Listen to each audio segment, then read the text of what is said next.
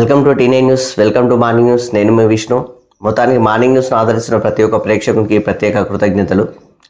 అలాగే ప్రతి ఒక్కరు మా ఛానల్ని సబ్స్క్రైబ్ చేసి మరింత మమ్మల్ని సపోర్ట్ చేయగలరని రిక్వెస్ట్ చేస్తూ మార్నింగ్ న్యూస్లోకి వెళ్దాం రండి.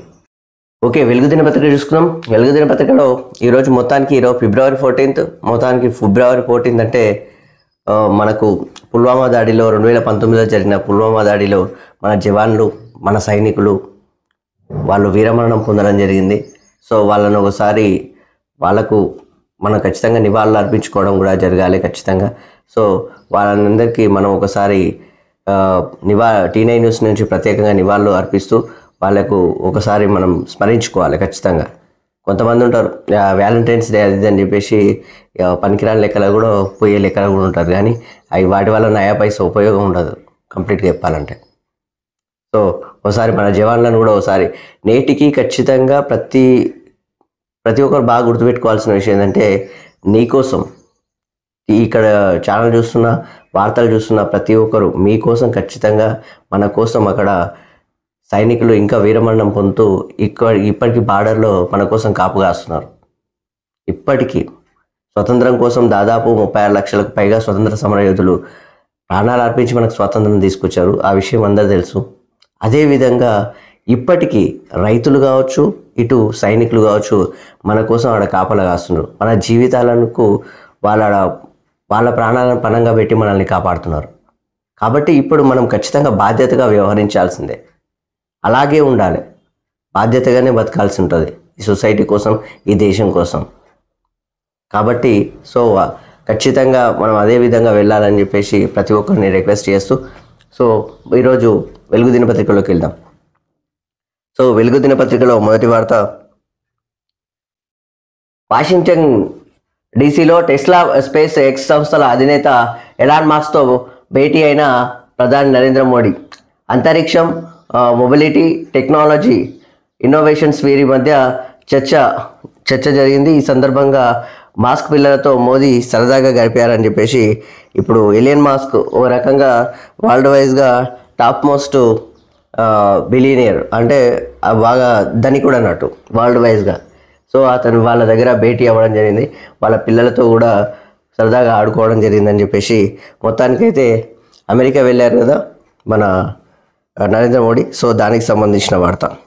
దాంతోపాటు మీరెంత వేస్తే మేమంత వేస్తాం, టారిఫ్లపై అన్ని దేశాలకు తేల్చి చెప్పిన అమెరికా అధ్యక్షుడు ట్రంప్ అని చెప్పేసి ఇక్కడ వార్త. కొన్నిసార్లు శత్రువుల కంటే మిత్రులతోనే నష్టం అని కామెంటు. వాణిజ్యంలో సమానత్వం కోసమే పరస్పర టారిఫ్లో విధిస్తున్నట్టుగా వెల్లడి. ప్రధాని నరేంద్ర మోదీతో భేటీకి కొన్ని గంటల ముందు ఉత్తర్వులు. మోదీ ట్రంప్ చర్చలపై సర్వత్రా ఉత్కంఠ. డిఫెన్స్ టెక్నాలజీ, ట్రేడ్, ఇమిగ్రేషన్స్ వంటి అంశాలపై చర్చించే ఛాన్స్ అని చెప్పేసి ఇక్కడ వార్త. ఇక్కడ చూడండి, ట్రంప్ మాట్లాడే మాట విధానం. వాణిజ్యంలో సమానత్వమే పరస్పర టారిఫ్లు విధిస్తున్నట్టుగా వెల్లడి చేసిండు. దాంతోపాటు కొన్నిసార్లు శత్రువుల కంటే మిత్రులే నష్టం చేస్తారని చెప్పేసి కామెంట్. ఈ కామెంట్ ఎందుకు చేస్తారో కూడా ఒకసారి ఆలోచన చేయాల్సిన అవసరం ఉంటుంది. ఇప్పుడు అగ్రదేశంగా అమెరికా ఉన్నా కానీ ఇతర దేశాలపైన కొంత ఎఫెక్ట్ పెడుతుంది. వాస్తవానికి అక్కడ అదాని కేసు అయింది, ఆ విషయం అందరూ తెలుసు. అదాని కేసు ఎక్కడ పోయిందో ఎవరికి తెలియదు, అందరు మర్చిపోయేటట్లు అయింది. ఇన్ని దినాలు ఆగారు. ఇప్పుడు ఇక్కడ ప్రధాని నరేంద్ర మోడీ గారు అక్కడ వెళ్ళడం జరుగుతుంది. అక్కడ నుంచి మన శ్రామికులను, మన వాళ్ళను చాలామందిని తరిమి కొడుతున్నారు. మీకు ఆ విషయం తెలుసు.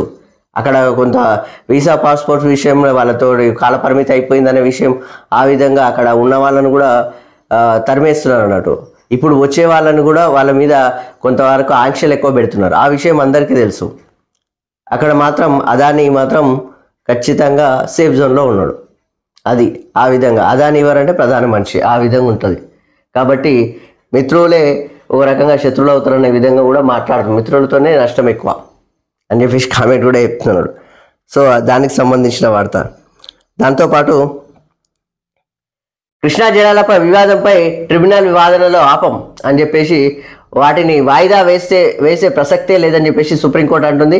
ఏపీ వాదనను తోసిపుచ్చిన న్యాయస్థానం ట్రిబ్యునల్ వాదనలో పాల్గొనాలని ఆదేశం.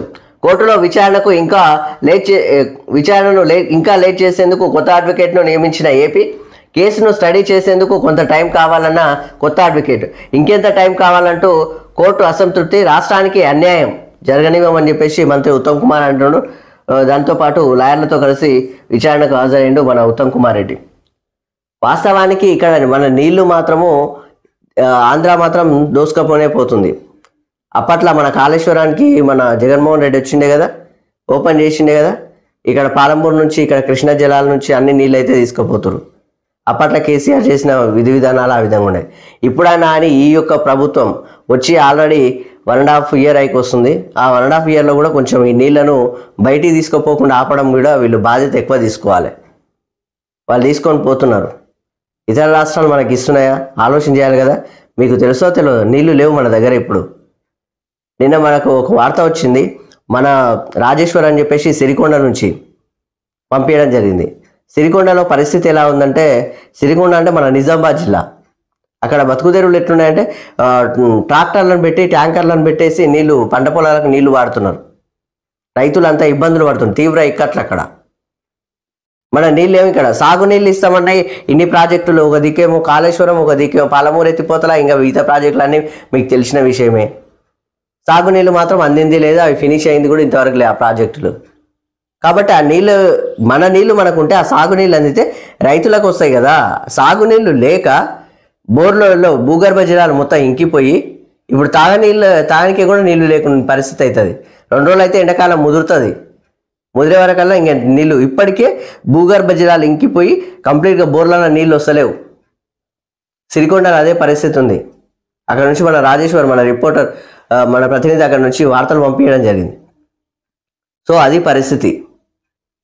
కాబట్టి ఒకసారి ఆలోచన చేయాల్సిన పరిస్థితి కూడా ఉంటుంది. మన నీళ్లను మనం కాపాడుకోవాలి. ఇతర రాష్ట్రాలు మనం తీసుకెళ్తున్నాయి నీళ్లు. నాటి ప్రభుత్వం చేసిన తరిక ఆ విధంగా ఉంది కాబట్టి ఇప్పుడు ఈ ప్రభుత్వం అయినా వాటి మీద చొరవ చూపించాల్సిన అవసరం కూడా ఖచ్చితంగా ఉంటుంది. మణిపూర్లో రాష్ట్రపతి పాలన తీవ్ర సంక్షోభంతో కొట్టుమిట్టాడుతున్న మణిపూర్లో గురువారం రాష్ట్రపతి పాలన విధించారు. రాజ్యాంగం ప్రకారం ప్రభుత్వాన్ని నడిపించే పరిస్థితి లేదని మణిపూర్ గవర్నర్ రిపోర్టు ఇవ్వడంతో ప్రెసిడెంట్ రూల్ పెట్టారని చెప్పేసి మొత్తానికి మణిపూర్లో రాష్ట్రపతి పాలన. ఇక్కడ బీజేపీ ప్రభుత్వం ఉంది. బీజేపీ ప్రభుత్వం ఏం చేస్తుందో తెలుసుకోవాలి. ఇక మొత్తానికి ఆడ మాత్రము ఈ మణిపూర్ ఇష్యూ మాత్రం ఇంకా రగులుతూనే ఉంది. దాని మీద మాత్రం పెద్ద మాట్లాడరు. ఇప్పటి వరకు మోదీ సార్ దాని ఇంకా ఇట్లా కన్నెత్తి మాత్రం చూడరు. సో మొత్తానికి ఆడ రాష్ట్రపతి పాలన విధించడం జరిగింది. దాంతోపాటు సంపదలో ఆసియాలోనే Ambani family number 1. Reliance Industries Mukesh Ambani కుటుంబం 90.5 బిలియన్ డాలర్ల సంపదతో బ్లూంబెర్గ్ ఆసియాలోని అత్యంత సంపన్న కుటుంబం లిస్టులో మొదటి స్థానంలో నిలిచిందని చెప్పేసి ఇక్కడ వార్త. నిన్న మొన్నటి వరకు అదానిది ఉండే, ఇప్పుడు అంబానీ గారికి వచ్చింది. సో ఆ విధంగా పాటు 500 ప్రభుత్వ స్కూళ్లలో ఏఐ ఎడ్యుకేషన్ అని చెప్పేసి పాలనా ప్రజాసేవల్లోనూ ఆర్టిఫిషియల్ ఇంటెలిజెన్స్ వినియోగం. మైక్రోసాఫ్ట్ కొత్త బిల్డింగ్ ప్రారంభోత్సవంలో సీఎం రేవంత్ రెడ్డి అని చెప్పేసి ఇక్కడ వార్త చూస్తున్నాం. హైదరాబాద్లో ఏఐ సెంటర్ను ప్రారంభించిన మైక్రోసాఫ్ట్తో సర్కారు ఒప్పందం. వివిధ రంగాల్లో ఏఐ వినియోగానికి గూగుల్తో ఎంఓయు. వ్యవసాయం, విద్య, రవాణా తదితర రంగాల్లో ఏఐ సేవలు. 1.21 లక్షల మందికి ఏఐ శిక్షణ ఇస్తామని మైక్రోసాఫ్ట్ ప్రకటన. మరో 15,000 కోట్ల పెట్టుబడులు పెడతామని వెల్లడి అని చెప్పేసి ఇక్కడ వార్త. నిజం చెప్పాలంటే మొన్న దావోస్ పర్యటన నుంచి మనకు దాదాపుగా 1,78,590 కోట్లను తీసుకొచ్చిన ఆయన మన సీఎం గారు. నిజం చెప్పాలంటే పక్కనున్న ఇదే ఆంధ్రప్రదేశ్ రాష్ట్రానికి ఏం రాలా. దావోస్ పర్యటనలో అసలు నిధులే రాలే. ఇక్కడ మాత్రం 1,78,950 కోట్లు, 90,000 కోట్లు తీసుకొచ్చిండు మన తెలంగాణకి. అంత ప్రత్యేక నిధులు. ఇప్పుడు కూడా వీళ్ళు 15,000 కోట్లు ఎక్కువ పెడతామని చెప్పేసి కూడా అంటున్నారు. సో ప్రత్యేక ఉపాధి సృష్టిస్తున్నారు ఇక్కడ. నిజం చెప్పాలంటే సీఎం రేవంత్ రెడ్డి ఇలాకాల చాలామంది విభిన్న పాత్రలు పోషించినట్టు విభిన్న మాటలు మాట్లాడుతుంటారు. ఇక రైతు భరోసా రాలేదని చెప్పేసి మొన్నటి వరకు అన్నారు. రైతు భరోసాకు కాదండి, 22,000 కోట్లతోటి ఆల్రెడీ రైతు రుణమాఫీ చేసిండు. దాంతోపాటు రైతు భరోసా కూడా వేస్తున్నారు. మన దగ్గర నిధులు లేవు కదా, మన దగ్గర అప్పులు ఉన్నాయి కదా, ఆ అప్పులు కట్టుకుంటూ కూడా తీసుకెళ్తున్నారు నేటి ప్రభుత్వాన్ని. ఆ విధంగా మనం ఆలోచన చేసే పరిస్థితి కూడా ఉంటుంది కొంతవరకు. ఇంతవరకు బీసీ కులగణనమైన అసలు కులగణనల మీద మాట్లాడని ఏ ఒక్కరు అసలు ఆ బీసీలను పట్టించుకొని ఆ కేంద్ర ప్రభుత్వం జనగణన కూడా చేయలేని కేంద్ర ప్రభుత్వం జనగణనతో పాటు కులగణన కూడా అట్లే కొనసాగించాలని చెప్పేసి నేటి రాష్ట్ర ప్రభుత్వం మాట్లాడుతున్న విధి విధానాలు ఏంటో మనం ఒకసారి సహకరించాలి. ఆ విధంగా కూడా ఉంటే మంచిది. ఇదే కులగణన ఎస్సీ వర్గీకరణ మీద మందకృష్ణ మాదిగ గారు ఆల్రెడీ మాట్లాడిన విధానం అందరు చూడండి. ఇప్పటి వరకు నాకు సీఎం అప్పటి నాటి సీఎం కేసీఆర్ నాకు అసలు అపాయింట్మెంట్ ఇవ్వలేదు, నన్ను కనీసం కలవలేదు, నేను ఆయనను కలవలేకపోయినా అలాంటి అపాయింట్మెంట్ ఇవ్వలేని పరిస్థితి అని చెప్పేసి అన్నాడు. ఈరోజు అదే సీఎం రేవంత్ రెడ్డి ఈరోజు ఆయన కలుస్తున్నారు, వాళ్ళు ప్రజల్లో ఉంటున్నారు. ఎక్కడ ఏం జరుగుతుందో కూడా చూడాలి. నాటి బీసీలకు నాటి ప్రభుత్వం కేసీఆర్ చేసిన విధి విధానాలు ఏదో తెలుసు కదా. 24 నుంచి 18కి వాడేసినారు కదా, చూసిరు కదా మీరు. అక్కడి నుంచి ఇంకా కిందికి దొప్పిన విషయం కూడా మీకు తెలుసు. కాబట్టి ఇప్పుడు రెట్టింపు స్థాయిలో ఖచ్చితంగా చేయాలని చెప్పేసి కూడా వాళ్ళు సన్నాహాలు చేస్తుంటే ఈ యొక్క విపక్షాలు చేసే తరహాల్లో అందులో ఈ యొక్క సొంత పార్టీలో కూడా కొంతమంది దాన్ని వ్యతిరేకిస్తున్న తరహాలు. ఆ విధంగా అసలు కొంతమంది నిన్న మొన్నటి వరకు కేటీఆర్ ఏమన్నాడు, కంప్లీట్గా మీరు మాట్లాడాల్సిందే, మీరు ఖచ్చితంగా ఇంకొకసారి ఈ యొక్క కులగణన చేయాల్సిందే అని చెప్పేసి మాట్లాడండి. కానీ వాళ్ళు మాత్రం సహకరించట్లేదు. ప్రభుత్వాన్ని ఎందుకు ఇబ్బంది పెడుతున్నారో కూడా ఆలోచన చేసే పరిస్థితి కూడా ఆలోచన చేయాలి మనం. ఎందుకంటే ప్రభుత్వం ఎట్లా నడుస్తున్న అప్పుల్లో కూడా ఇంతగానం అప్పులు చేసి ప్రభుత్వాన్ని నడిపే తరహాల ఇప్పటి వరకు ఏ సీఎంకి ఇన్ని ఇక్కట్లు లేవు. మళ్ళా సెంట్రల్ నుంచి నిధులు ఇస్తలేరు. ఆ విషయం అయితే అందరు తెలుసు. అది తప్పుదో పట్టించినందుకు బీసీ కులగణన ముందలేసుకొని ఏదో ఈ యొక్క మన కేంద్ర క్యాబినెట్ మంత్రులు ఉన్నారు కదా, కిషన్ రెడ్డి కావచ్చు, అక్కడ ఉన్న మన బండి సంజయ్ సార్ కావచ్చు, వాళ్ళు కేంద్రం నుంచి నిధులు తీసుకొచ్చే లెక్కల్లో లేరు. మాత్రం బరాబర్ మాట్లాడుతారు ఈ బీసీల లెక్కలు మాత్రం. ఆ బండి సంజయ్ అంటున్నాడు, ఈ ముస్లింలు మాకే సంబంధమే, ఈ ముస్లిం మాకు సంబంధమే లేదని చెప్పేసి మాట్లాడుతున్నాడు. మీరు ముస్లిం సంబంధం లేదనే మాట ఎట్లా మాట్లాడుతున్నారో ఆ మాటల కన్నా ముందు కేంద్రం నుంచి నిధులు తీసుకురండి. ఇప్పుడు బడ్జెట్ పెట్టారు కదా, బడ్జెట్ నుంచి కేంద్ర నిధులు ఎందుకు ఇస్తలేదు ఒకసారి ఆలోచన చేయాలి కదా. అసలు ఇస్తలేరు. అసలు లాస్ట్ టైం పోయిన సంవత్సరం ఇవ్వలే, ఈ సంవత్సరం ఇవ్వలే. మన దగ్గర ఇతర ఆంధ్రప్రదేశ్కు దాదాపు 3 లక్షల కోట్ల వరకు ఇస్తున్నారు ప్రత్యేక నిధులు. పోలవరం ప్రాజెక్టుకి ఇస్తున్నారు. పోలవరం ప్రాజెక్టు ఈసారి ఫినిష్ చేస్తున్నారు మొత్తం. మరి మన దగ్గర ఉన్న పాలమూరు ఎత్తిపోతలు ఏం చేయాలి? దానికి ప్రత్యేక హోదా ఇవ్వమని చెప్పేసి ఇన్నిసార్లే కదా అడుకోవటి. డికే అరుణ గారు అంటారు ఖచ్చితంగా మంచిగా ఉంది, ఈ ప్రభుత్వం తీరు బాగుంది, ఈ బడ్జెట్ చాలా బాగుంది, అందరికీ మేము కూడా అంగీకరిస్తాం, మేము కూడా సహకరిస్తాం, మేము కూడా ఆహ్వానిస్తాం. కానీ తెలంగాణకు నిధులు తీసుకురండి. మీరు ఎంపీలుగా ఉండి ఏం లాభం? ఎంతమంది ఎంపీలుగా ఉన్నారు? 17 మంది ఎంపీలు ఉండి ఏం లాభం చెప్పండి. ఇక్కడ నిన్న చామల కిరణ్ కుమార్ రెడ్డి ఇదే స్కిల్ డెవలప్మెంట్ యూనివర్సిటీ గురించి మాట్లాడుతున్నాడు. మేము ఇంత ఇచ్చినాం అంత ఇచ్చినాం అని చెప్పేసి అక్కడ నిర్మలా సీతారామన్ పార్లమెంట్లో అరుస్తుంది. మొత్తం ఇంత ఇచ్చినాం అంత ఇచ్చినాం, మేము ఈ యొక్క నిధులు మొత్తం మస్తుగా ఇస్తున్నాం అని చెప్పేసి అంటున్నారు. కానీ ఇచ్చింది ఏం లేదు. స్కిల్ డెవలప్మెంట్ యూనివర్సిటీకి ఇచ్చింది లేదు, లేకపోతే ఈ యొక్క మూసీ రివర్ డెవలప్మెంట్ గురించి ఇచ్చింది లేదు, హైదరాబాద్ డెవలప్మెంట్ గురించి ఇచ్చింది లేదు. బకాయిలుగా ఉన్న నిధులు కూడా ఇస్తలేరు మనకు. వెనుకబడిన జిల్లాలకు ఈ రావాల్సిన నిధులు ఇవ్వండి తల్లి అని చెప్పేసి మొన్న ఇదే బట్టి విక్రమార్క పోయి కలిసి మాట్లాడడం జరిగింది, వినతి పత్రం ఇవ్వడం జరిగింది. ఎన్నిసార్లు పోయినా కానీ ఆడ నిధులు ఇవ్వట్లేదు. నాటి కేసీఆర్ ఏమో ఈ ధనిక రాష్ట్రం మేమే మీకు ఇస్తాం, మీరు మాకు ఇచ్చేది ఉందని చెప్పేసి ఇక్కడ 7,11,000 కోట్ల అప్పులు చేసి పెట్టారు. దీనిల మీద మాత్రం ఎవరు మాట్లాడరు. ఇప్పుడు ఈ యొక్క ఉపాధి సృష్టించే వాళ్ళతోటి మాత్రం లొల్లి, మళ్ళా వాళ్ళ మీద ఇబ్బంది పెట్టడం మాత్రం కామన్గా జరుగుతుంటుంది. ప్రభుత్వం డైవర్షన్ చేస్తుంటారు చూడండి, ఈ విపక్షాలు బాగా అబ్జర్వ్ చేయండి. ఆ విధంగా ఉంటుంది అన్నట్టు కథ.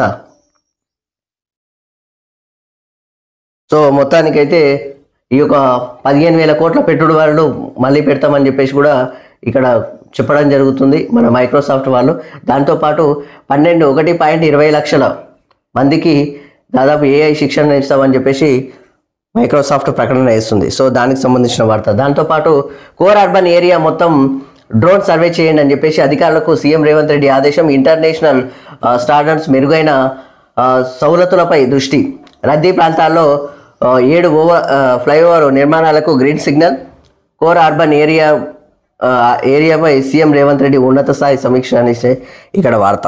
సో దానికి సంబంధించిన వార్త. దాంతోపాటు నేటి నుంచి విమెన్స్ ప్రీమియర్ లీగ్ అని చెప్పేసి స్పోర్ట్స్ సంబంధించింది. Royal Challengers Bengaluru Gujarat Titans మధ్య శుక్రవారం వడోదర జరిగే మ్యాచ్లో WPL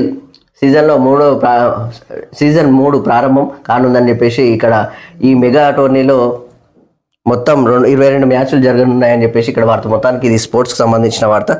దాంతోపాటు మరో వార్త చూసుకుందాం. ఇక్కడ BRS ఎమ్మెల్సీ పోచంపల్లి శ్రీనివాస్ రెడ్డికి నోటీసులు అని చెప్పేసి ఇక్కడ వార్త. ఇక్కడ చూడండి, కోళ్ల పందాలు క్యాసినో కేసులో అందజేసిన పోలీసులు కేసులో మొత్తానికి నోటీసులు ఇచ్చేసిండ్రు ఈ యొక్క BRS ఎమ్మెల్సీ పోచంపల్లి శ్రీనివాస్ రెడ్డికి. వాళ్ళ యొక్క ఫామ్ హౌస్లో మొన్న దొరికిండ్రు కదా, అక్కడ కోళ్ల పందాలు ఆడుతున్నారు, ప్యాకాట ఆడుతున్నారు. మొత్తానికి దందా, అది కూడా ఒక రకమైన దందా. 4 రోజుల్లో వివరణ ఇవ్వాలని ఆదేశం. లోత్కట్ట ఫామ్ హౌస్లో అసాంఘిక కార్యకలాపాలు జరుగుతున్నట్టు గుర్తింపు. సరైన డాక్యుమెంట్లు అందించకపోతే లీగల్ యాక్షన్ ఉంటుందని చెప్పేసి ఇక్కడ పోలీసులు చెప్పడం జరిగింది. సో దానికి సంబంధించిన వార్త. అక్కడ ఈ విధి విధానాలు ఏంటంటే ఫామ్ హౌస్లో లొల్లే ఈ కథ ఉంది. ఆల్రెడీ మన KTR ఫామ్ హౌస్లో కూడా సేమ్ ఇదే ఇష్యూ అయింది, ఇక్కడ ఇదే ఇష్యూ అయింది. ఈ ఫామ్ హౌస్లలో ఏం జరుగుతుందో చూడండి. అది మాకు సంబంధం లేదన్నాడు ఈయన పోచంపల్లి కూడా, ఇది మాకు సంబంధం లేదు, నేను లీజుకి ఇచ్చిన అన్నాడు. అప్పుడు కూడా ఆయన లీజుకి ఇచ్చిన అని చెప్పేసి, ఇదే నేను లీజుకి తీసుకున్నా అని చెప్పేసి ఇదే KTRకి మాత్రం మాట్లాడిన విధానం. అంటే రెండు ఒకటే తరహాలు ఉన్నాయని చెప్పేసి ఇక్కడ నుంచి మన కాంగ్రెస్ పార్టీ నేతలు కూడా అన్నారు. అద్దంకి దయాకర్ నిన్న కౌంటర్ కూడా ఇవ్వడం జరిగింది దానికి. సో దానికి సంబంధించిన వార్త.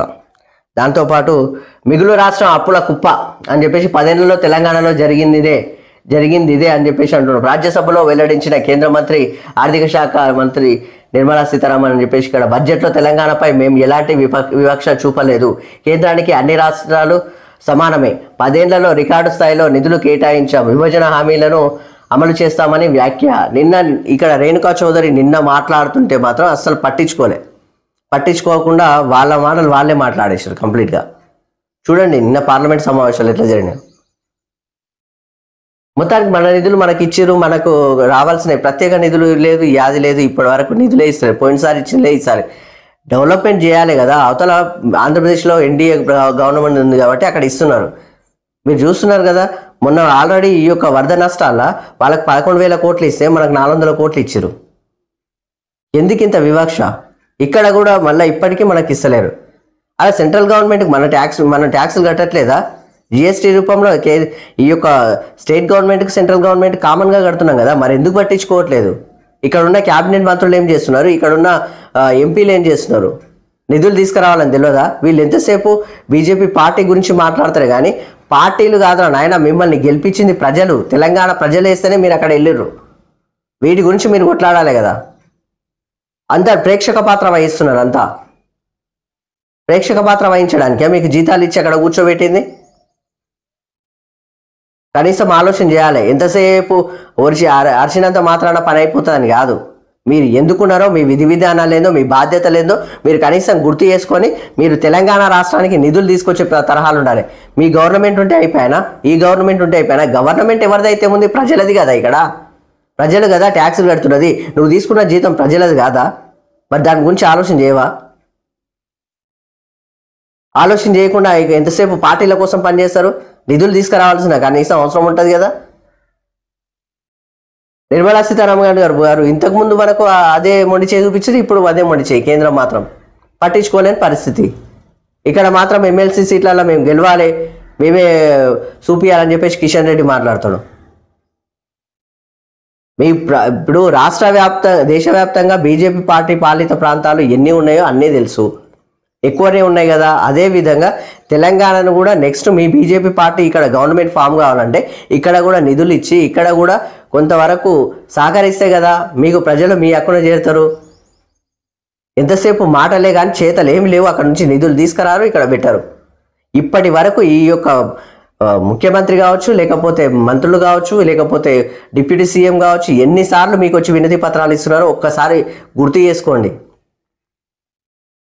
ఇక్కడ తీసుకురావాల్సిన ఈ యొక్క క్యాబినెట్ మంత్రులు తీసుకురారు.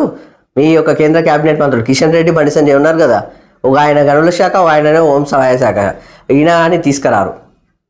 మిగతా బీజేపీ ఎంపీలు ఏం మాట్లాడరు. డైవర్షన్ చేసి లొల్లి చేస్తుంటారు. వాటి గురించి మాట్లాడారు. అసలు డబ్బుల గురించి మాత్రమే మాట్లాడారు. వక్ఫ్ బోర్డు సవరణ బిల్లు నివేదికపై రాజ్యసభలో రచ్చ. సభ ప్రారంభం కాగానే ప్రవేశపెట్టిన బీజేపీ ఎంపీ కులకర్ణి తమ అసమ్మతి నోటు తొలగించాలని ప్రతిపక్షాల ఆందోళన. జేపీసీ రిపోర్టుపై చర్చ కోసం వెనక్కి పంపాలని చెప్పేసి డిమాండ్. పెద్ద ఎత్తున నినాదాలు, నిరసనల మధ్య నివేదికకు ఆమోదం అని చెప్పేసి ఇక్కడ వార్త. సో దాంతో పాటు లోక్సభలో కొత్త ఐటీ బిల్లు ప్రవేశపెట్టిన కేంద్ర ఆర్థిక మంత్రి నిర్మలా సీతారామన్. సెలక్షన్ కమిటీ పంపిన కేంద్రం అని చెప్పేసి. దాంతోపాటు వచ్చే నెల 10కి పార్లమెంటు సమావేశాలు వాయిదా అని చెప్పేసి ఇక్కడ వార్త. సో దాంతోపాటు మనకు తెలంగాణకు రావాల్సిన బకాయిలు ఇస్తలేరు, తెలంగాణకు ప్రత్యేక నిధులు అసలే ఇస్తలేరు. మనం కూడా డెవలప్ కావాలి కదా, మనం కూడా జిఎస్టీ కడుతున్నాం కదా, మనం కూడా సెంట్రల్ గవర్నమెంట్కు స్టేట్ గవర్నమెంట్ ట్యాక్సులు కడుతున్నాం కదా. ఇవన్నీ నిజం చెప్పాలంటే రాజకీయాలు కాదు, గుర్తుపెట్టుకోండి. మీ సొమ్ము కడుతున్నారు, ప్రతి దాని మీద జిఎస్టీ మీరు కడుతున్నారు, ప్రతి వస్తువు మీద మీరు కడుతున్నారు. ఆ సొమ్ములు తీసుకొని పోయి మనకు పైసలు ఇస్తలేరు, మళ్ళీ రిటర్న్ ఇవ్వాలి కదా. ఇక్కడ కూడా డెవలప్మెంట్ జరగాలి కదా. అక్కడ పాలమూరు ఎత్తిపోతల ఆన్నే అయిపోయింది, దానికి ఇవ్వచ్చు కదా. అమిత్ షా దగ్గరికి పోయి మాట్లాడలేదా? జనవరిలో మాట్లాడారు, పోయిన సంవత్సరం జనవరిలో, ఇప్పటి వరకు లేదు. ఇదే డీకేఆర్నో ఇప్పటి వరకు ఏం మాట్లాడతలేదు. దాని గురించి మాట్లాడవచ్చు కదా. పాలమూరును మీ అక్కడ పెట్టారు కదా ఆల్రెడీ, మీరు ఒకసారి ఆలోచన చేయాలి కదా. కేంద్రం నుంచి మీరే ప్రత్యేకంగా ఉన్నారు కదా, అక్కడ తీసుకురారు అవి. పాలమూరును డెవలప్ చేయాలి కదా. పాలమూరు ఇప్పటికీ వలస ప్రాంతంగానే ఉంది కదా, ఎప్పుడు డెవలప్ చేస్తారు? కేంద్రం నుంచి మాత్రం ప్రత్యేక నిధులు ఇవ్వరు. అక్కడ ఆంధ్రప్రదేశ్కి ఇస్తుంటే మాత్రము కళ్ళెత్తి ప్రేక్షక పాత్ర వహించడానికి మీకు జీతాలు ఇచ్చి ఇక్కడ కూర్చోబెట్టింది. ఒక్కసారి మిమ్మల్ని మీరు నెమరేసుకోండి, అర్థమైపోతుంది. ఇది పరిస్థితి. అన్నిట్లో ఇన్ఛార్జీల పాలన అని చెప్పేసి పంచాయతీలు మొదలు సహకార సంఘాల దాకా అని చెప్పేసి మొత్తానికి ఇన్ఛార్జ్ పాలన, అన్నిట్లో ఇన్ఛార్జ్ పాలన నడుస్తుందట. సో దానికి సంబంధించిన వార్త. 2 ఫిబ్రవరిలో ముగిసిన పంచాయతీ పాలక వర్గాల గడువు తర్వాత పరిషత్లు, మున్సిపాలిటీలు, ఇప్పుడు సహకార సంఘాలు, ఫ్యాక్స్లు ప్రత్యేక అధికారులను నియమించే యోచనలో ప్రభుత్వం అని చెప్పేసి ఇక్కడ వార్త. మొత్తానికి ఇక్కడ ఈ యొక్క బీసీ బిల్లు మొత్తానికి మళ్ళా ఈ యొక్క వీటికి చెక్ పెట్టింది అన్నట్టు. అక్కడ కరెక్ట్ చేసింటే ఇక్కడ ప్రభుత్వానికి కూడా ఈ పరిస్థితే ఉండకుండే. వాళ్ళు సహకరించలేదని చెప్పేసి అది అక్కడనే ఆపారు. అందులో అవకతవకలు జరిగినాయని చెప్పేసి అందరూ ఆల్రెడీ చెప్తున్నారు. సో అవకతవకలు జరగకుండా కూడా క్లారిటీగా చేసింటే ఈ పరిస్థితే ఉండకుండే. ఇది కేంద్రం దగ్గరికి వెళ్ళాలి. ఫస్ట్ ఆఫ్ ఆల్ రాష్ట్రపతి దానికి ఆమోదం తెలిపాలి. ఆ ముద్ర ఎప్పుడు పడుతుందో చూడాలి, అది ఇంతవరకు ముందలు కోత కూడా చూడాలి. కానీ సహకరిస్తున్న నేటి గవర్నమెంట్కు మాత్రము మనము ఒకసారి హ్యాట్స్ ఆఫ్ చెప్పాల్సిందే. రాష్ట్రం మొత్తం ఒక లెక్క పోతే తెలంగాణ మాత్రం ఒక లెక్క పోతుంది, ఆదర్శంగా వెళ్తుంది. సో దానికి మాత్రం ఖచ్చితంగా సహకరించాల్సిన అవసరం కూడా ఉంటుంది. సో దాంతోపాటు మరో వార్త చూసుకుందాం. బీసీ రిజర్వేషన్లపై కేంద్రం అమీతుమి. 42% రిజర్వేషన్ల కోసం ప్రభుత్వం యాక్షన్ ప్లాన్. అసెంబ్లీలో బిల్లును ఆమోదించక రాష్ట్రపతి పరిశీలనకు వెళ్లే ఛాన్స్. ఇదే వార్త. దానికి ఆమోదముద్ర వేయించే షెడ్యూల్ 9లో పెట్టేలా కేంద్రంపై ఒత్తిడి. తమిళనాడును కేస్ స్టడీగా తీసుకొని ముందుకు. దాంతోపాటు కేంద్రం ఒప్పుకోకుంటే సుప్రీంకోర్టులో ఛాలెంజ్. పక్కా ఆధారాలతో న్యాయ పోరాటం చేయాలని సర్కార్. ఇట్లా సర్కార్ ఇంతగానో కష్టపడుతుంటే మాత్రము దీనికి మాత్రము సహకరించారు. ఇదే బీసీలకు, ఓబీసీలకు కంప్లీట్గా వ్యతిరేకంగా ఓబీసీ నినాదం పెట్టుకున్న రాహుల్ గాంధీ కదా. ఇది నిజమే కదా. ఆ ఓబీసీ నినాదాలు లేకపోతే ఆ బీసీ వివాదాన్ని పట్టుకున్న రాహుల్ గాంధీకి సహకరించకుండా ఇదే జాతీయ అధ్యక్షుడు ఉన్నారు కదా, ఆర్ కృష్ణయ్య సారు, బీజేపీ పార్టీలో ఉన్నారు. ఇప్పుడు ఇక్కడ ఎవరికి జరుగుతుంది, ఎవరికి అన్యాయం జరుగుతుంది అనేది ఒకసారి ఆలోచన చేయాలి. ఫస్ట్ ఆఫ్ ఆల్ ఇదే కులగణన ఇతర రాష్ట్రాలు ఎందుకు జరగట్లేదు, పక్కన ఉన్న ఆంధ్రప్రదేశ్లో ఎందుకు జరుగుతలేదు, దాని గురించి ఆలోచన చేయాలి కదా. ఇప్పుడు దేశవ్యాప్తంగా ఈ బీసీలను అడ్డు పెట్టుకొని నిన్న మొన్న కేఏ పాల్ మాట్లాడే మాటలు వినండి, చాలా కరెక్ట్ మాటలు అవన్నీ. బీసీలకు అన్యాయం జరగకూడదని మీరే అంటారు, మళ్ళీ ఆడ కేంద్రంలో కూడా తీసుకోలే సరిగా కూడా తీసుకురావాలి మీరు. ప్రేక్షక పాత్ర వహిస్తున్నట్టుగా మాత్రం ఉండడం మాత్రం కరెక్ట్ కాదు. ఇక్కడ ఎంత కొట్లాడుతున్నారు, ఇక్కడ సహకరిస్తున్నా ఇదే మొన్న అసెంబ్లీలో పెట్టిరు ఇదే సీఎం రేవంత్ రెడ్డి. ఇప్పటి వరకు కనీసం మిమ్మల్ని ఆ విధంగా చూసిరా నాటి ప్రభుత్వం? సహకరించే ప్రభుత్వాన్ని మాత్రం ఎద్దేవా చేయడం, ఎగతాళి చేయడం, ఇబ్బంది పెట్టడం మాత్రము అది కరెక్ట్ కాదు. అది 3 ఎమ్మెల్సీ స్థానాలకు 9 మంది పోటీ అని చెప్పేసి ఇక్కడ వార్త. ముగిసిన నామినేషన్ ఉపసంహరణ, మొత్తం 16 మంది విత్డ్రా. కరీంనగర్ గ్రాడ్యుయేట్ ఎమ్మెల్సీ బరిలో 56 మంది, కరీంనగర్ టీచర్స్కు 15 టీచర్స్కు 15, నల్గొండ ఉపాధ్యాయ ఎమ్మెల్సీకి 19 మంది పోటీ. బరిలో నిలిచిన ఇండిపెండెంట్లు ఎక్కువ అని చెప్పేసి, ఇండిపెండెంట్లకి ఎక్కువ ఉన్నారంటే ఇండిపెండెంట్లకే ఈ యొక్క పార్టీల లెక్క అసలే రకంగా చెప్పాలంటే. కానీ వాస్తవానికి ఈ ఎమ్మెల్సీ బరిలో మాత్రం బీఆర్ఎస్ పార్టీ లేదు. మొన్న కేటీఆర్ అన్నాడు ఢిల్లీలో వచ్చేసి కాంగ్రెస్ పార్టీకి ఒక టికెట్ రాలేదు, అక్కడ బీజేపీ గవర్నమెంట్ ఫామ్ చేసిందంటే బీజేపీ పార్టీ 27 సంవత్సరాలు కష్టపడితే ఆడ గవర్నమెంట్ ఫామ్ చేసింది బీజేపీ పార్టీ. అక్కడ ఆప్కు చెక్ పెట్టింది మీ కేసీఆర్ లెక్కలు కాదా? కేసీఆర్ని ఒక ఎరగా వేసి కవితను ఒకసారి ఇట్లా ఒక వ్యూహరచన రచించి ఆ కవితను అక్కడ తీసుకెళ్ళి లిక్కర్ స్కామ్లో ఆయనను కేజ్రీవాల్ని ఎరికిచ్చి కేజ్రీవాల్ని అందులో చూపించి కేజ్రీవాల్ని మొత్తానికి ఓడిపోయేటట్లు చేశారు. ఆ విషయం అందరూ తెలుసు. అది ఆ వ్యూహరచన ఆడ చెక్ పెడితే ఈడ బాంబు వెళ్ళింది దెబ్బకు. అది అందరూ తెలుసు ఆ విషయం. తెలంగాణ ప్రజలు అన్నిటికన్నీ క్లారిటీగా చూస్తున్నారు. కానీ ఇప్పుడు ఎందుకు అక్కడ కాంగ్రెస్ పార్టీకి 0 వచ్చిందని చెప్పేసి రాహుల్ గాంధీని ఎద్దేవా చేస్తూ ఒక ట్వీట్ చేసిండు కేటీఆర్ సార్. అసలు బీఆర్ఎస్ పార్టీ అంటే రాష్ట్ర లెవెల్ కాదండి, అది ప్రాంతీయ పార్టీ కాదు, కంప్లీట్గా జాతీయ పార్టీ. మీరే ఆల్రెడీ రిజిస్ట్రేషన్ చేసిరు భారత రాష్ట్ర సమితి అని చెప్పేసి. భారత రాష్ట్ర సమితి అని చెప్పేసి కర్ణాటకలో పోటీ చేయలే, ఆంధ్రప్రదేశ్లో పోటీ చేయలే, లేకపోతే మహారాష్ట్రలో పోటీ చేయలే, ఢిల్లీలో పోటీ చేయలే, జమ్మూ కాశ్మీర్లో పోటీ చేయలే, దేశవ్యాప్తంగా ఎక్కడ ఎన్నికలు జరిగినా ఎక్కడ పోటీ చేయలేదు. ఇక్కడ తెలంగాణలో కూడా ఇప్పుడు ఎమ్మెల్సీ బరిలో కూడా లేదు. అసలు పార్టీ ఎక్కడ పోతుంది? పార్టీని ఎందుకు ఇబ్బంది పెడుతున్నారు? పార్టీని ముందుకు తీసుకురావాలి కదా. పార్టీని నడిపించే తరీకా ఎట్లా పోతుంది? బీఆర్ఎస్ కార్యకర్తలు ఎంత ఇబ్బంది పడుతున్నారో తెలుసా మీకు? పార్టీని మొత్తం నాశనం పడుతున్నారు అని చెప్పేసి. ఇక్కడ పోటీ ఎందుకు చేస్తలేరు అని చెప్పేసి అంటే ఆల్రెడీ స్థానిక ఎన్నికల టైంలో ఆయన ఇప్పుడు వస్తున్నాడు, పులి వస్తున్నాడు అని చెప్పేసి అంటారు. కేసీఆర్ రాడు. కేసీఆర్ రావాలి, పగ్గాలు పట్టుకోవాలడా. కేసీఆర్ వచ్చి పగ్గాలు పట్టుకుంటేనే పని అవుతుంది. ఆయనేమో బయటకు వస్తలేడు. ఎంతసేపు ఛాన్స్ ఇస్తున్నాం అని చెప్పేసి ప్రజలను ఇబ్బంది పెట్టిన తరహాలు, ఈ కార్యకర్తలను ఇబ్బంది పెట్టిన తరహాలు. మీరు ఎమ్మెల్సీ బరి లేకపోతే వాళ్ళు తలదించుకునే పరిస్థితి లేదా? కనిపిస్తలేదా? మీరు బాగానే ఉన్నారు, ప్రజాప్రతినిధులు ఎక్కడ ఉన్నారో, లేకపోతే మీరు పార్టీ నేతలు, పార్టీ కీలక నేతలు మీరు ఎక్కడ ఉన్నారో కనిపించరు. కానీ గ్రామాల స్థాయిలో, మండలాల స్థాయిలో, జిల్లాల స్థాయిలో మాత్రము ఈ యొక్క బీఆర్ఎస్ నాయకులను మాత్రము తల దించుకునే పరిస్థితి చేస్తున్నారు మీరు. ఇది మాత్రం బీఆర్ఎస్ పార్టీకి కరెక్ట్ కాదు అసలు కంప్లీట్గా. కార్యకర్తలను ఇబ్బంది పెట్టే తరహాలు ఇవన్నీ. కార్యకర్తలు ప్రజల్లో ఉంటారు, 10 మందిలో తిరుగుతుంటారు. ఏమయ్యా మీరెవరు పోటీ చేస్తలేరు, మరి మీ పార్టీ ఏడుందా అంటే ఏం చెప్తాడు ఆయన? ఇది పరిస్థితి. ఎదుటి వాళ్ళని ఎద్దేవా చేయడం కాదు, నిజమేందో కూడా చూపియాలన్నట్టు. సో దానికి సంబంధించిన వార్త. దాంతోపాటు వరకట్న చట్టం లెక్కనే మనీ లాండరింగ్ చట్టం అని చెప్పేసి ఇక్కడ దుర్వినియోగం అని చెప్పేసి ఇక్కడ వార్త. ఈడీ తీరుపై ఈ వార్త చాలా కరెక్ట్గా ఉంది చూడండి. వరకట్న చట్టం లెక్కనే మనీ లాండరింగ్ చట్టం దుర్వినియోగం చేస్తున్నారట. సో ఈడీ తీరుపై తీవ్రంగా మండిపడ్డ సుప్రీంకోర్టు. చూడండి, మొట్టికాయలు వేస్తుంది. నిందితులను జైల్లో ఉంచేందుకు ఈ చట్టాన్ని వాడుకుంటుందని చెప్పేసి కామెంట్. ఈ ఈడీ ఎవరి చేతిలో ఉంది? బీజేపీ గవర్నమెంట్ చేతిలో కదా. దానికి మాకేం సంబంధమయ్యా అంటారు. అట్లుంటుంది. మళ్ళీ చూడండి, 498 ఏ కేసులో జరిగినట్టే పిఎంఎల్ఏ కేసులో జరుగుతున్నాయని వ్యాఖ్య. ఛత్తీస్గఢ్ లిక్కర్ స్కామ్ నిందితుడు అరుణ్ త్రిపాఠి బెయిల్ మంజూరు అని చెప్పేసి ఇక్కడ వార్త. వాస్తవానికి వాళ్ళకు అవసరమైన టైంలో వాడుతుంటున్నారు, ఆ తర్వాత పక్కకు దొబ్బుతున్నారు. అదే జరుగుతుంది ఈ ఈడీ విచారణ టైంలో.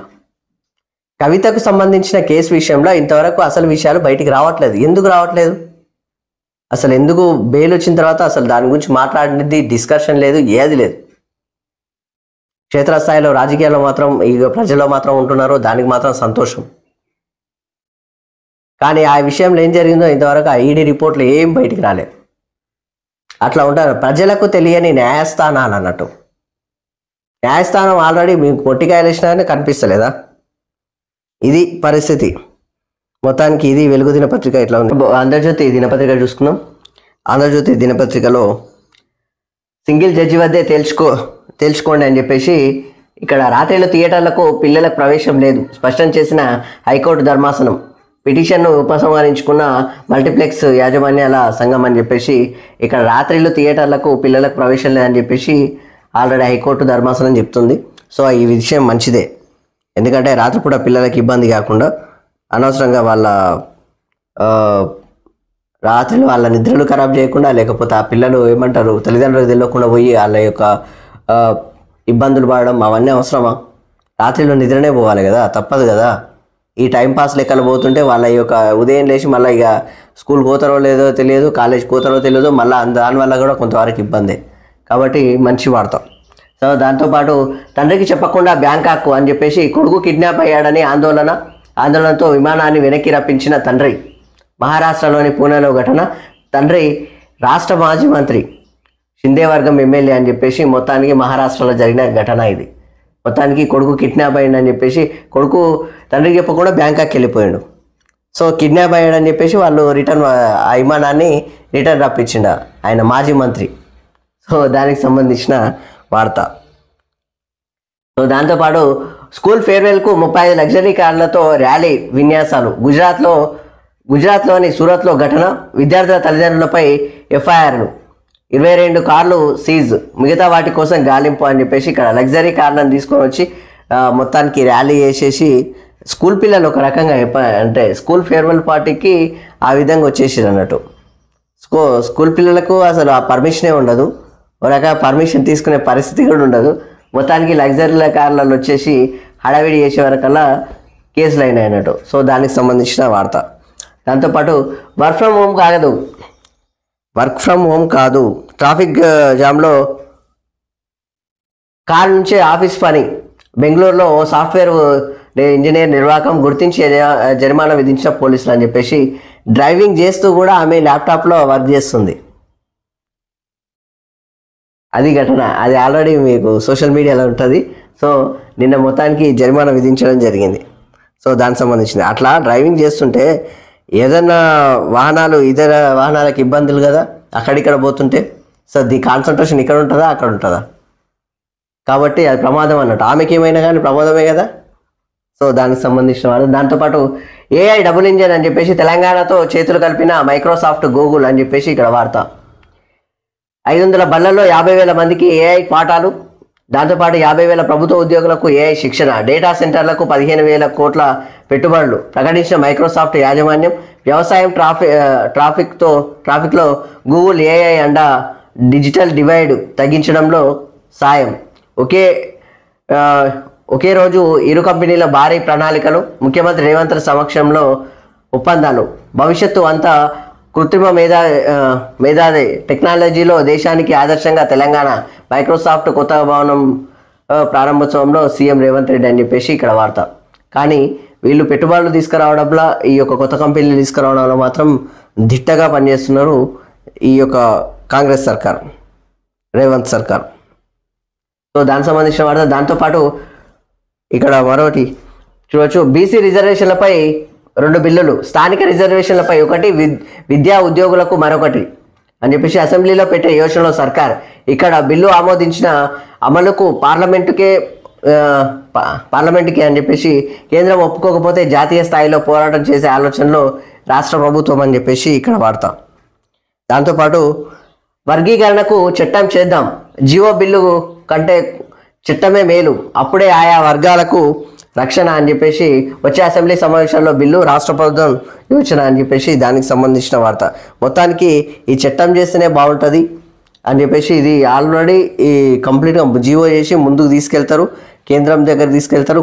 కేంద్రం ఒకవేళ ఒప్పుకోకపోతే కొట్లాడతామని కూడా అంటుంది రాష్ట్ర ప్రభుత్వం. సో దానికి సంబంధించిన వార్త. దాంతోపాటు మణిపూర్లో రాష్ట్రపతి పాలన. హోంశాఖ ప్రకటన. రాష్ట్రంలో తొలగని రాజకీయ అనిశ్చితి అని చెప్పేసి ఇక్కడ వార్త. సో దాంతోపాటు సరిహద్దుల్లో పాక్ కాల్పులు అని చెప్పేసి ధీటుగా బదిలిచ్చిన భారత సైన్యం. పాక్ వైపు భారీగా ప్రాణ నష్టం. సైనికుల మృతదేహాలకు పాకిస్తాన్ అధికార నివాళి అని చెప్పేసి అధికార నివాళి వీడియో వైరల్ అవుతుందంట. సో పాకిస్తాన్లో నివాళులు అర్పిస్తున్నారు కదా, అధికార నివాళి వీడియో వైరల్ అవుతుందని సోషల్ మీడియాలో. సో దానికి సంబంధించిన వార్త. పాక్ కాల్పులు సరిహద్దులో లాస్ట్ టైం కూడా ఇదే ఫిబ్రవరి 14 నుంచి 14న జరిగింది. అందరు తెలుసు ఆ విషయం. మళ్ళీ ఇప్పుడు కూడా ఇదే పరిస్థితి తీసుకొని పోతే ఆల్రెడీ మన సైన్యం వాళ్ళు గట్టికి కొట్టిరు అన్నట్టు, దెబ్బకు అక్కడ ఎక్కువ ప్రాణ నష్టం జరిగింది. సో దానికి సంబంధించిన వార్త. ఈ విధంగా మన భారత సైన్యం మన కోసం ఎంతో కష్టపడుతుంది, ప్రాణాలు అర్పిస్తుంది. కాబట్టి మనము ఖచ్చితంగా ఇక్కడ బాధ్యతగానే ఉండాలి.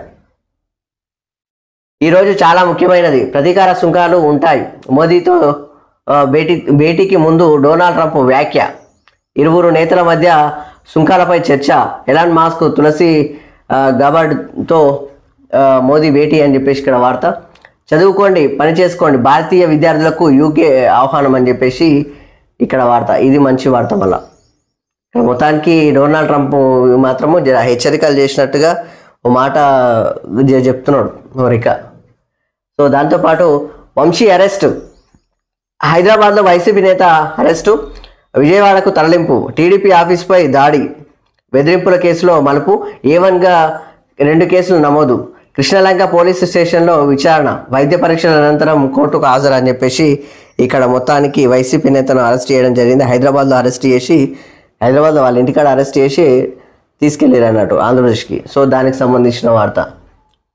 2 ఏళ్లుగా కోడి పందాలు.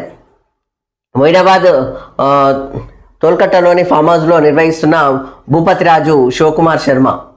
పోలీసుల దర్యాప్తులో వివరాలు వెల్లడి. బీఆర్ఎస్ ద్వారా రాజకీయాలకు వచ్చే యత్నం. జిహెచ్ఎంసీ టికెట్ ఆశించిన భంగపాటు. ఏపీకి చెందిన మాజీ మంత్రి కొడుకుతో స్నేహం. గతంలో క్రికెట్ బెట్టింగ్లు. అప్పట్లోనే కేసు. ఫామ్ హౌస్ యాజమాని బీఆర్ఎస్ ఎమ్మెల్సీ పోచంపల్లి శ్రీనివాసరెడ్డికి పోలీసుల నోటీసు. డ్రగ్స్ క్యాసినో అంతర్జాతీయ దొంగలకు బాస్ కేటీఆర్ అని చెప్పేసి మహేష్ కుమార్ గౌడ్ అంటున్నాడు.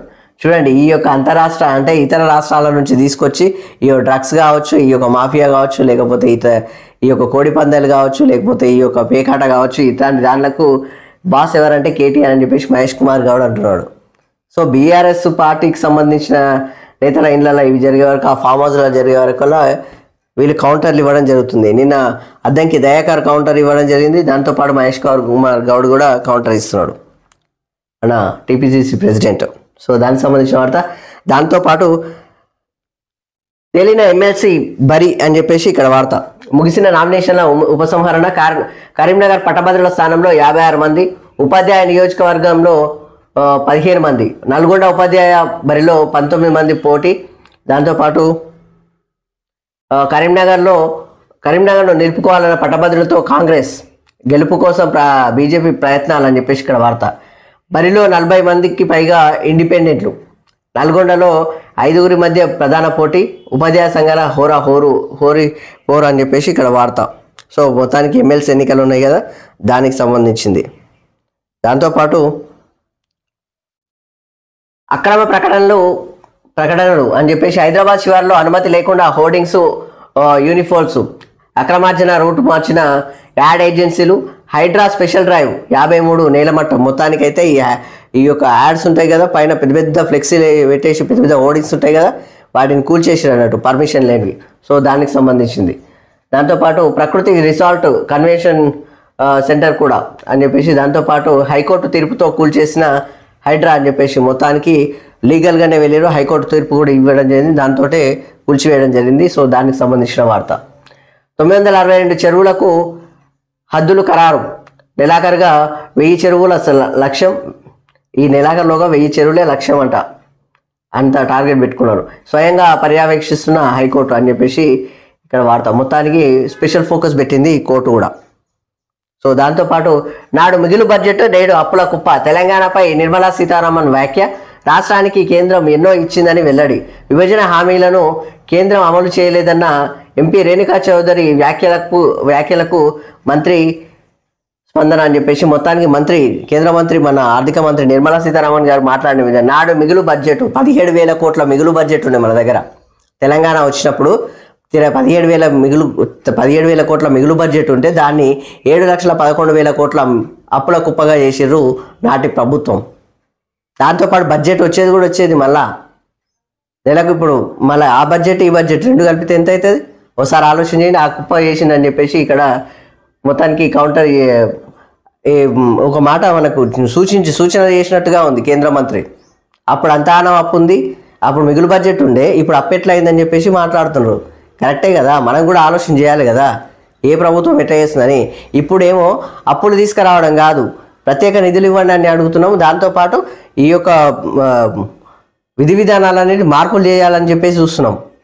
ఇక్కడ ఉన్న లెక్కల ఖచ్చితంగా ఈ యొక్క స్కిల్ డెవలప్మెంట్ యూనివర్సిటీ కావచ్చు, లేకపోతే ఈ మన మూసీ రివర్ ప్రాజెక్టు కావచ్చు, లేకపోతే హైదరాబాద్ డెవలప్మెంట్ కావచ్చు, లేకపోతే వెనుకబడిన జిల్లాల ఈ బకాయిలు కూడా విడుదల చేయాలని చెప్పేసి ఇక్కడ ఆల్రెడీ డిప్యూటీ సీఎం బట్టి విక్రమార్క అడిగింది కదా. సో దానికి సంబంధించింది అన్నట్టు. ఆ విధంగా నాడు మిగులు బడ్జెట్గా ఎందుకుండే ఇప్పుడు అప్పుల కుప్ప అంటే మేము మస్తు ఇచ్చినామని చెప్పేసి కూడా చెప్పడం జరుగుతుంది అన్నట్టు. సో దానికి సంబంధించిన వార్త. దాంతోపాటు బుల్లెట్ నడిపాడని చేతులు నరికారు. తమిళనాడులో దళిత యువకుడిపై అగ్రవర్ణాల దాష్టికం. బాధితుడు కాలేజీకి వెళ్తుండగా ఘటన. 2 చేతులు అతికించే ప్రయత్నం చేస్తున్న వైద్యులని ఇక్కడ వార్త. మొత్తానికి తమిళనాడులో జరిగింది ఈ ఘటన. చూడండి, మొత్తానికి దళితుని చేతులు నరికినట్టు బుల్లెట్ నడిపిండని చెప్పేసి అగ్రవర్ణాలకు సంబంధించిన కొంతమంది. సో దానికి సంబంధించింది ఏం జరుగుతుందో ఏం కథనో అర్థం చేసుకోండి. ఇంకా ఇలాంటి పరిస్థితి. పార్లమెంట్ ముందుకు వక్ఫ్ బోర్డ్ బిల్లును జేపీపీ నివేదిక అని చెప్పేసి ఇక్కడ వార్త. అసమ్మతి నోట్ల నివేదికల నుంచి తొలగించాలంటూ విపక్షాల అభ్యంతరం. సభ్యుల నిరసనలు, నినాదాలు, వాకౌట్లు అని చెప్పేసి ముగిసిన తొలి విడత బడ్జెట్ సమావేశాలు.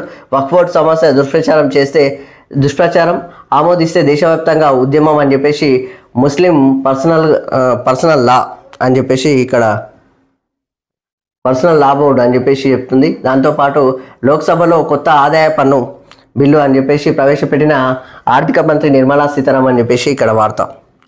మొత్తానికైతే ఇది మన నేటి ఆంధ్రజ్యోతి దినపత్రిక. ఇవి మొత్తానికి నేడు ప్రధాన పత్రికల్లోని ప్రధాన వార్తలు ఈ విధంగా ఉన్నాయి. అలాగే చూస్తూనే ఉండండి T9 న్యూస్, అలాగే చూస్తూనే మార్నింగ్ న్యూస్ని ఆదరిస్తున్న ప్రతి ఒక్క ప్రేక్షకులు ప్రత్యేక కృతజ్ఞతలు. అలాగే మా ఛానల్ని సబ్స్క్రైబ్ చేసి మరింత మమ్మల్ని సపోర్ట్ చేయగలరని రిక్వెస్ట్ చేస్తూ నేను మీ Vishnu. Thank you very much.